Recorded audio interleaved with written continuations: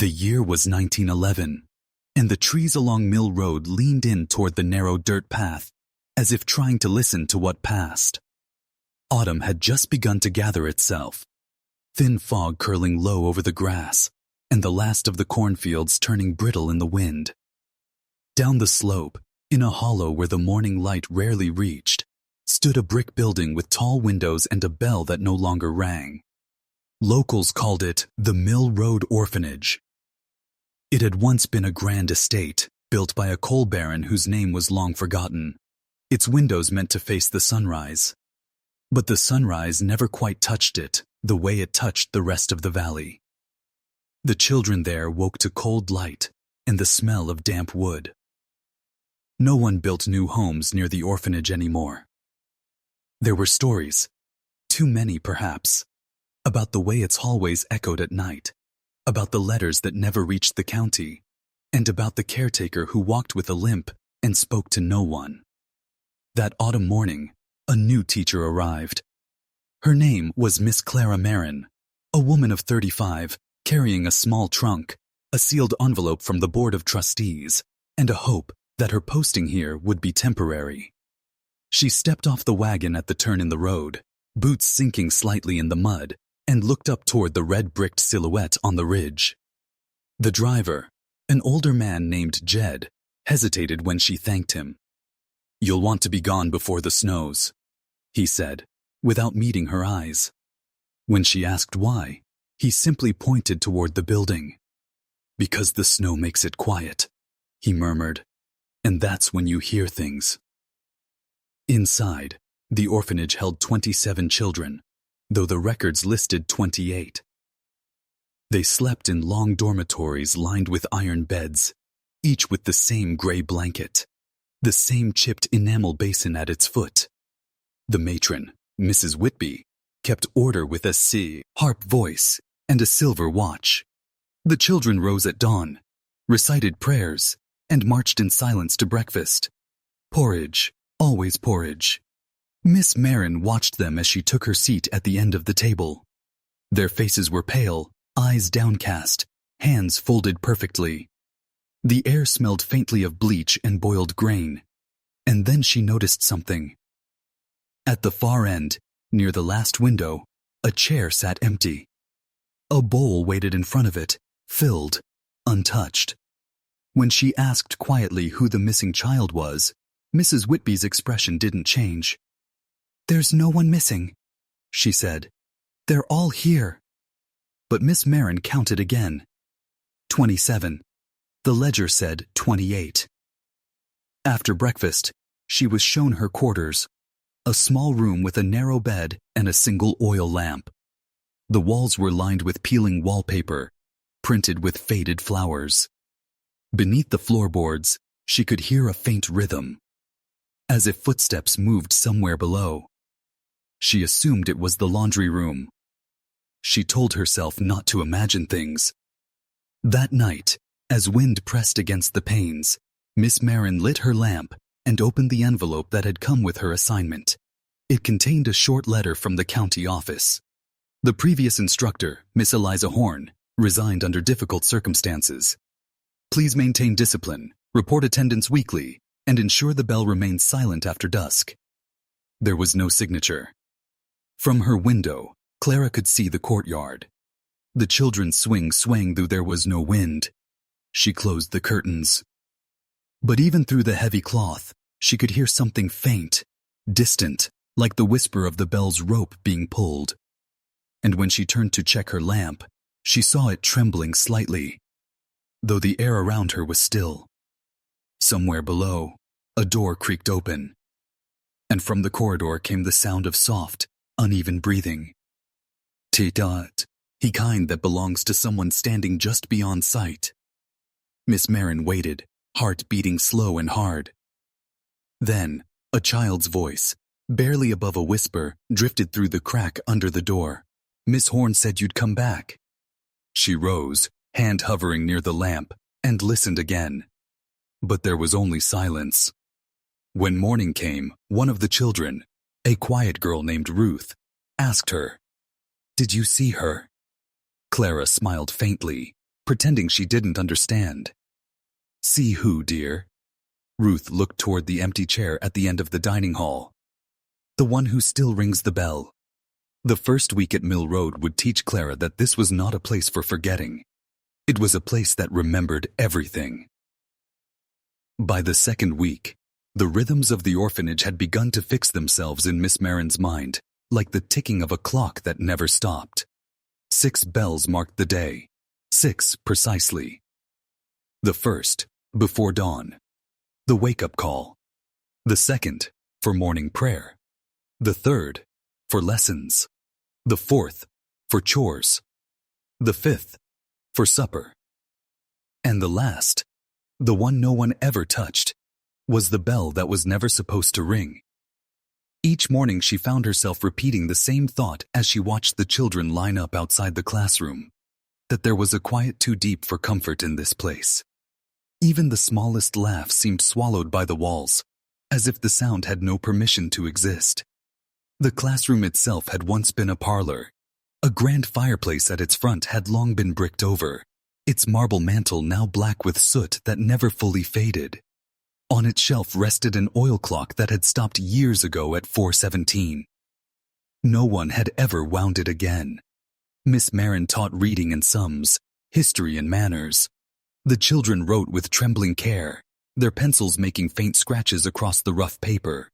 Some were eager, bright, quick-minded, while others stared out the window for long stretches, eyes unfocused, as though waiting for something only they could see. During recess, they rarely played. Instead, many gathered near the courtyard, defense, whispering, counting under their breath. She could never quite make out the words. When she asked Ruth, the small girl from before, what they were doing, Ruth said softly, "They're naming the ones who didn't come back." That evening, Clara found the old attendance ledger. Its cover was cracked, its ink smudged. At the bottom of the list of names, beneath the last line dated 3 years prior, there was an entry written in smaller handwriting, "We ate. Thomas Hale. Transferred." But there was no note of where he had gone. And worse, every entry after that had been written by a different hand, one far shakier, as though done in haste. Later that night, while reviewing the children's essays, Clara noticed one paper among them that she did not remember assigning. It was folded twice, its edges yellowed. Inside, a single sentence in a child's uneven script. "The bell will not stop until he is found." Her lamp flickered. Outside in the corridor, she heard the sound of slow footsteps. This time, she opened the door. The hallway was empty, but faint chalk marks trailed along the baseboards, tiny handprints dusted in white. She followed them as far as the stairwell before they vanished completely. Mrs. Whitby, when questioned the next morning, brushed it aside. "The children get restless," she said curtly. "They make things up." But there was something in the matron's tone, an old weariness, almost like fear. That night, Clara couldn't sleep. She sat by her window and watched the fog move across the courtyard. The swings creaked faintly, and beneath them, the ground seemed uneven, as if the soil had been disturbed again and again over the years. Then, just before dawn, she heard it. A bell. Soft, slow, once. The sound rolled through the valley and was gone. The official bell rope, she discovered later, had been cut decades ago. The fog didn't lift that week. It clung to the windows and soaked the steps, turning the yard into a sheet of gray silence. Miss Marin had started to dread the hours before dawn, when the light had not yet decided whether to rise. It was in that space between dark and morning that the orphanage felt most alive. On Thursday, the post arrived late. A single envelope, sealed in wax, marked simply for the instructor of Mill Road Home for Orphaned Youths. The handwriting was fine and deliberate, like something from another age. Inside was a short message written in fountain ink. "Stop calling the roll at 27. The count is wrong." No name, no county stamp. When she asked Mrs. Whitby about it, the matron's face went white. "Burn it," she said quietly, "and do not show it to the children." But Miss Marin didn't burn it. She folded it into the ledger and locked both in her desk. That night, she dreamed of a name she couldn't remember. A boy's name, one she had spoken before but could not place. The next day, during lessons, she asked the children to write their own names at the top of the slate. Every child obeyed, scraping carefully in chalk, except Ruth. The little girl hesitated, her hand shaking, then wrote 3 letters before stopping. H. She dropped the slate, and it shattered on the floor. When Clara picked it up, the letters had already smudged away. "Who taught you to write that?" she asked. Ruth didn't answer. Her eyes were fixed on the door behind Miss Marin, the one leading to the cellar. That afternoon, when the children were dismissed, Clara went to the records room. Most of the files were moldy, eaten through by damp. She found the page for 1908, the year the orphanage had reopened after repairs. It listed 28 children again. And there it was. Thomas Hale, age 9. Status, transferred to rural placement. No address recorded. She checked every following year. His name never appeared again. That evening, she found Ruth sitting by the stairwell, staring at the window pane where condensation had gathered. The girl had drawn something into the fogged glass. A bell. "Why do you draw that?" Clara asked gently. Ruth whispered, "Because he hears it." Clara tried to smile. "Who does?" "The boy who isn't gone." The following morning, when Clara entered the classroom, someone had written across the blackboard in uneven white letters, "Thomas is still here." The chalk dust lay thick beneath it, as if written not long before dawn. She questioned the children, but all denied it. Their faces were pale, frightened, unwilling to meet her eyes. Later, she returned to her room to find her desk drawer open, the letter gone. In its place lay a folded scrap of parchment, older than anything else in the building. It was brittle, brown, with a faint watermark that read, "Hale Estate," and scrawled across the top, "Do not let them build over the well." Outside, the bell swung once, slow, deliberate, though no rope hung from it. By mid-November, the cold had settled in for good. The rain had turned to sleet, the windows filmed with frost that refused to melt even when the stove burned through the night. The children spoke less now. They moved through the corridors like shadows, their bare footsteps muffled by old rugs and dust. Miss Marin's lessons became shorter. The air in the classroom was heavy, hard to breathe. More than once she caught a faint odor of damp earth, the kind that doesn't belong indoors. One morning, a boy named Samuel refused to come down for breakfast.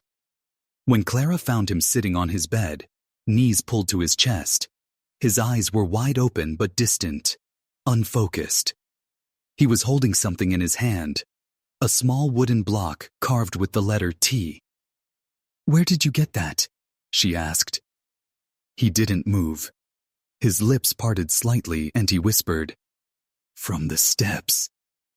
She followed him to the main staircase. At the 3rd step from the bottom, the wood had splintered. Beneath it, she saw a hollow pocket filled with dust, straw, and, faintly visible in the dim light, more wooden blocks, carved crudely with letters, THOMAS. When she reached for them, Samuel caught her wrist. "Don't," he said. "He doesn't like it when you move them." That night, she brought a lantern and pried up the rest of the stair. Beneath the boards, she found a narrow iron latch, hidden, rusted, but still intact. It took both hands to pull it free.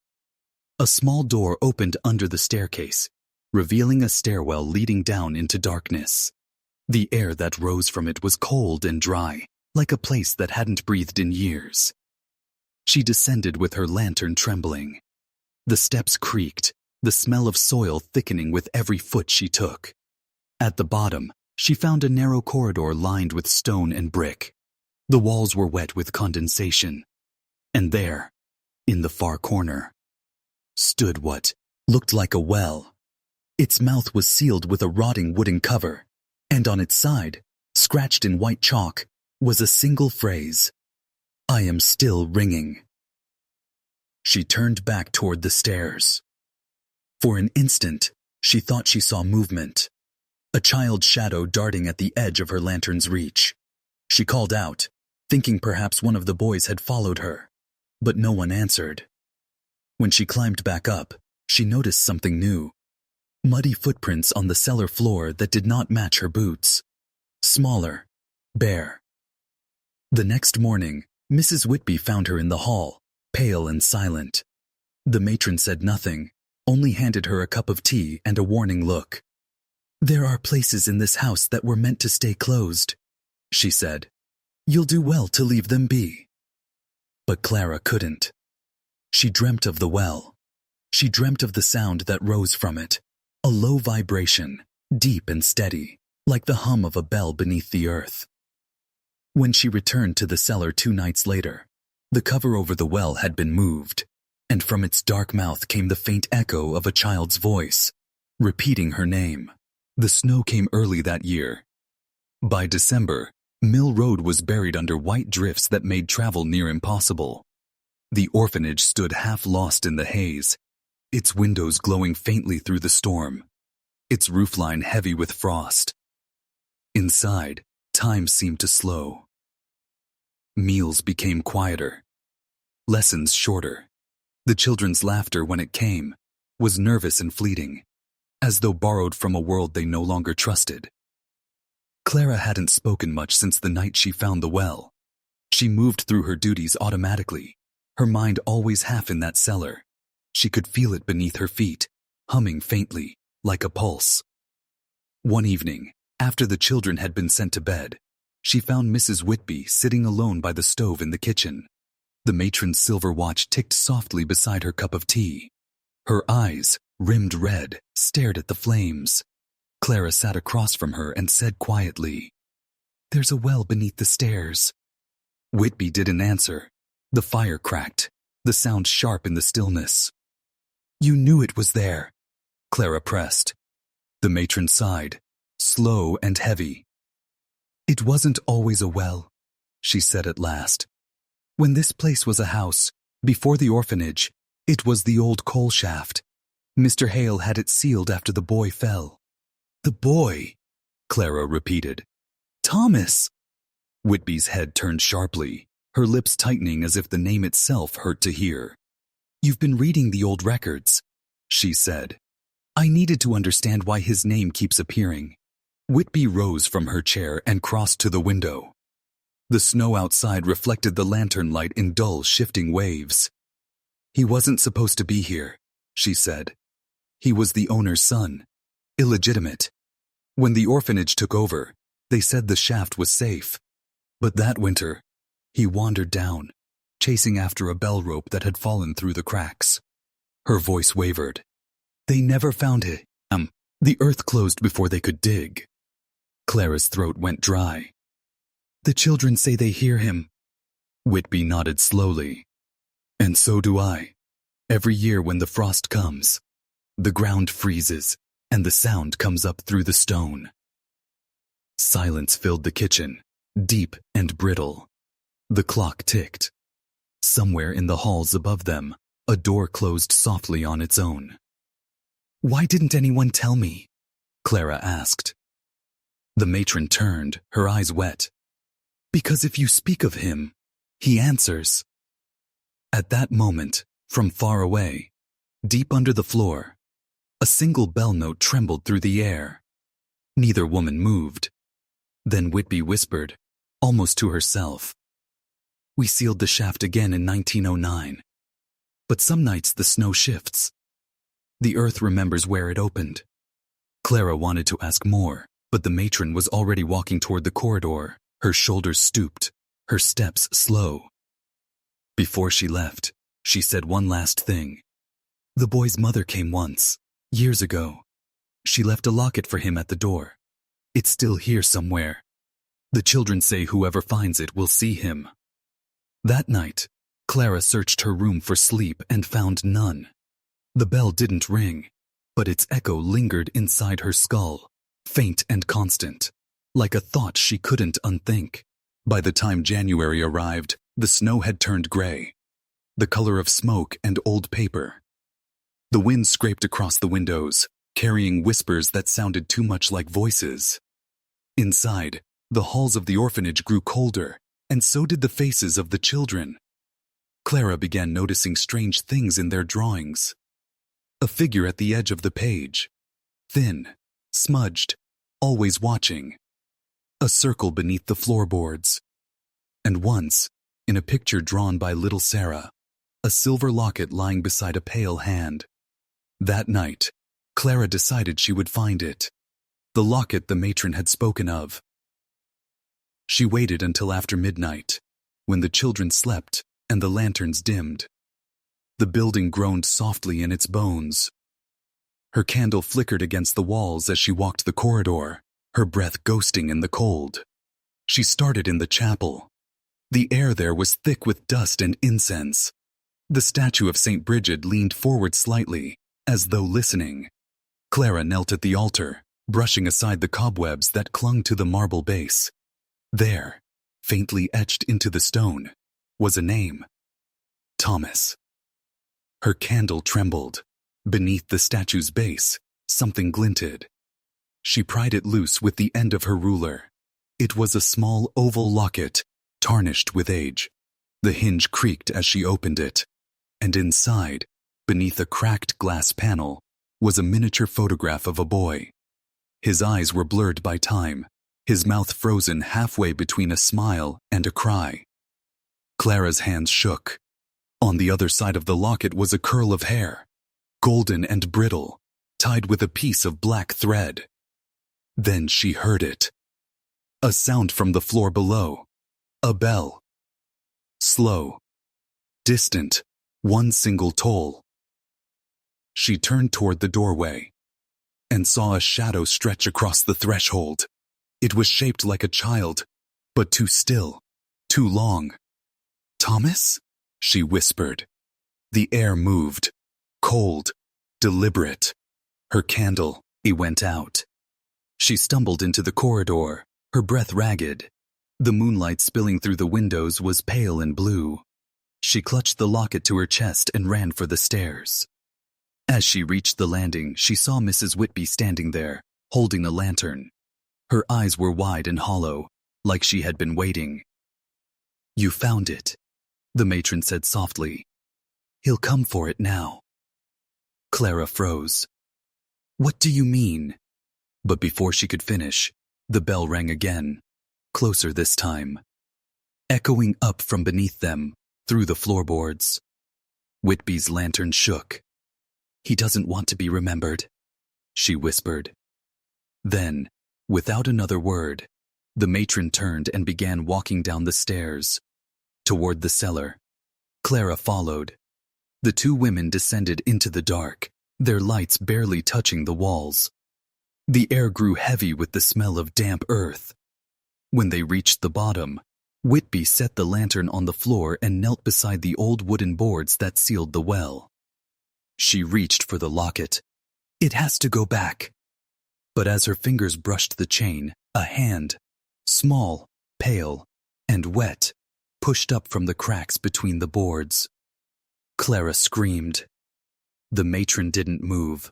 Her eyes filled with tears as she whispered, "Thomas, I'm sorry." Then the boards groaned. The lantern flickered violently, and the cellar filled with the sound of rushing air, as if something deep below had opened. When the light went out, only Clara's scream remained. The rain had been falling for hours by the time Meredith Clay arrived at the Harrow County Historical Society. The old brick building sat between a thrift store and a courthouse that hadn't seen a judge in decades. Its windows were fogged from the inside, the light behind them faint as candle smoke. She'd driven 200 miles for this, The final lead. A name found in an estate sale ledger. A place noted in the corner of an old photograph. Mill Road Orphanage, 1911. Inside, the air smelled like paper and mildew. Shelves sagged under the weight of forgotten records. A small bell above the door gave a tired jingle as she entered. From behind the desk, an old man looked up. The archivist. His white hair fell over his glasses, and his voice carried the weight of someone who'd spent too long among the dead. "You're here about the orphanage, aren't you?" he said before she could speak. Meredith hesitated. "How did you—" He smiled faintly. "No one asks about Mill Road unless they have a reason." He stood, slow and careful, and disappeared into the back room. The floorboards groaned with each step. When he returned, he carried a file wrapped in twine, the paper yellowed and soft at the edges. "I shouldn't let you read this," he said, setting it before her. "But some stories rot if they stay buried too long." Meredith untied the file. Inside were black and white photographs. The orphanage in its prime, children lined up by the gate, faces pale beneath the winter sun. She turned a page and froze. There, in the corner of the image, stood a woman in a dark dress. Her hair was tied back, her face sharp with worry, and around her neck, unmistakably, hung a locket. Beneath the photograph, a note in faded ink. "Miss Clara Bennett, deceased 1912. Meredith felt a chill crawl up her arms. "How did she die?" she asked. The archivist adjusted his glasses. "They said Phoebe. But the report was brief. Too brief." He pushed another paper across the table, a letter written in shaky handwriting. "This was found in her desk drawer after the orphanage was closed." Meredith unfolded it. The ink had bled through in places, but the words were still legible. "To whoever finds this, the children whisper at night. They say the bell rings for the ones we forgot. I hear him beneath the floor, crying for the locket. I tried to put it back, but she wouldn't let me. Mrs. Whitby says he belongs to this place now. If anyone comes after, tell them, the well is not a well, it's a mouth." Meredith's breath caught. She looked up. "Is this real?" The archivist didn't answer immediately. He walked to the window and stared out at the rain. "We boarded up the site decades ago, but sometimes, after a storm, you can still hear it." "Hear what?" she asked. He turned to her, his eyes pale, glinting like glass. "The bell." Outside, thunder rolled across the valley. The clock on the wall ticked louder than before. Meredith gathered the file and stood, her reflection trembling in the window pane. For a moment, she thought she saw something move beyond the glass, a shadow that lingered a little too long. As she turned to leave, the archivist spoke again. His voice was soft but certain. "Don't take anything from that place. Not a photograph, not a stone, not even a memory. The dead have long memories here." The bell above the door rang once as she stepped into the rain. Behind her, in the stillness of the archives, the old man opened a drawer and pulled out an envelope. Inside was a second letter, written in the same hand, sealed and never sent. He read it once, then tucked it away again. The storm outside deepened, and in the silence that followed, faint but clear, came the sound, a single, distant toll. The bell of Mill Road. By the time Meredith reached the old road that once led to the orphanage, the rain had thinned into a soft, colorless drizzle. Her headlights swept across the overgrown path, where trees bowed inward like mourners guarding a secret. The GPS had long lost its signal. The only guide left was the faint line of gravel disappearing into the fog. She parked when the forest thickened and stepped out, boots sinking into the wet soil. The air here was different, colder, quieter. Even the birds had gone still. Somewhere beyond the trees, she could hear water dripping, and underneath it, something metallic. A bell's echo. Faint, deliberate. Her hands trembled as she adjusted the flashlight. Every beam of light seemed to break against the mist. But there, half buried in vines, she saw the roofline. The orphanage. Its frame still stood, though the upper windows were shattered. Ivy clung to the brickwork like veins. The front door leaned open, split along the hinge. She hesitated on the threshold. The smell of damp wood and rust drifted out. Inside, the hallway stretched ahead. Warped floors, faded wallpaper, fragments of children's drawings nailed to the walls. In one corner, she noticed a small slate board, the chalk still visible. Lesson 4. The sound of the bell. Her breath hitched. Every step deeper felt like wading through memory.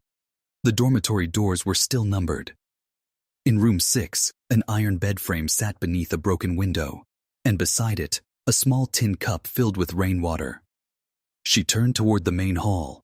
There, suspended by a frayed rope that looked impossibly intact, hung the bell.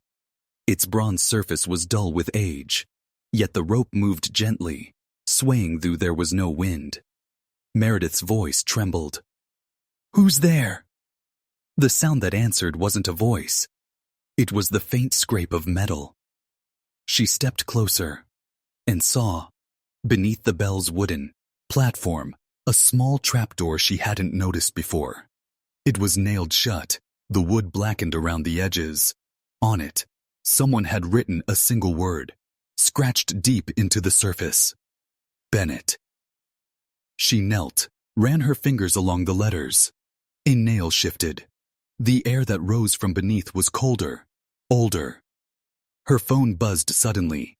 A message from an unknown number. Leave the locket where it was. Her blood froze. She hadn't told anyone about the locket, not even the archivist. The light flickered. For a moment she thought she saw the outline of a woman near the back of the hall, standing by the stairwell, her dress dark, her hands clasped. "Miss Bennett?" Meredith whispered. The figure didn't move, but the bell did. It rang once, not loud but low, as though the sound had traveled from somewhere deep beneath the floor. The vibration ran through the walls. Dust drifted down from the ceiling like ash. And then, as suddenly as it began, everything stopped. Meredith stumbled backward. Her flashlight hit the ground, its beam swinging wildly across the walls. For a second, the light caught on something. A series of handprints, small and pale, pressed along the plaster as if made by children trying to escape.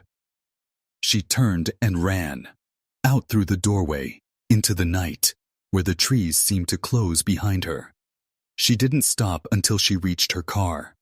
Inside, her hands shook as she started the engine. The radio crackled to life.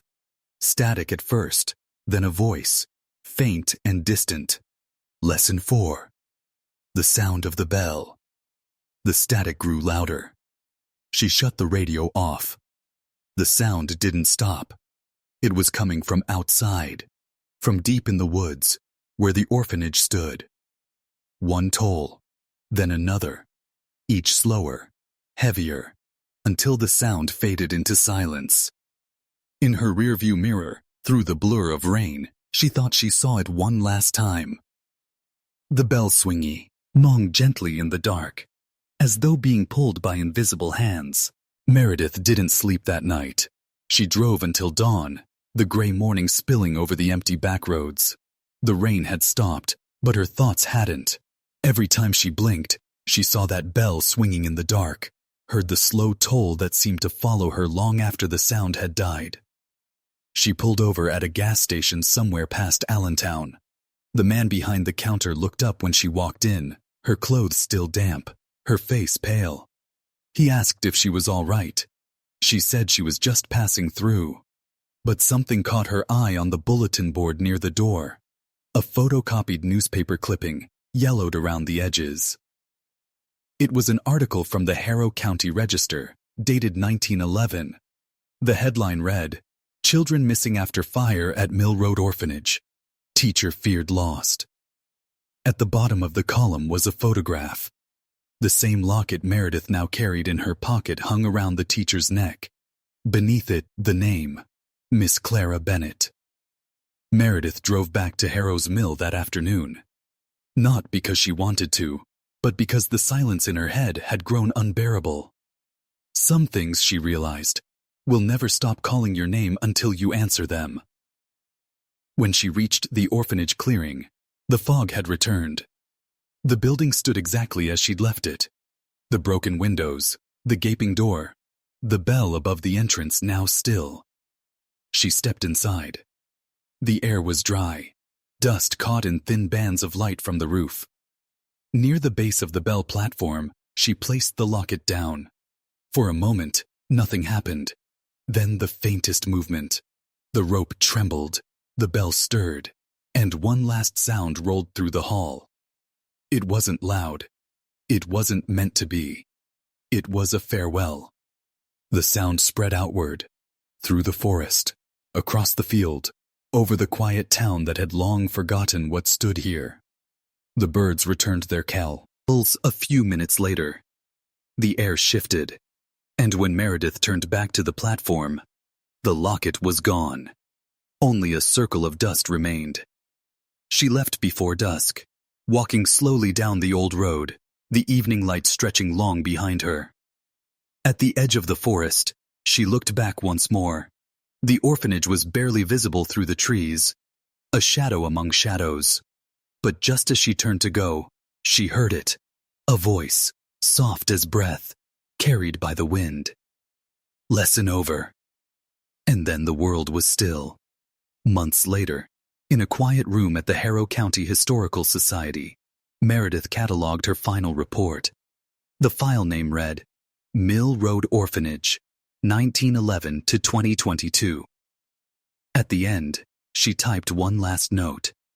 The bell is silent now, but silence, I've learned, is only another kind of memory.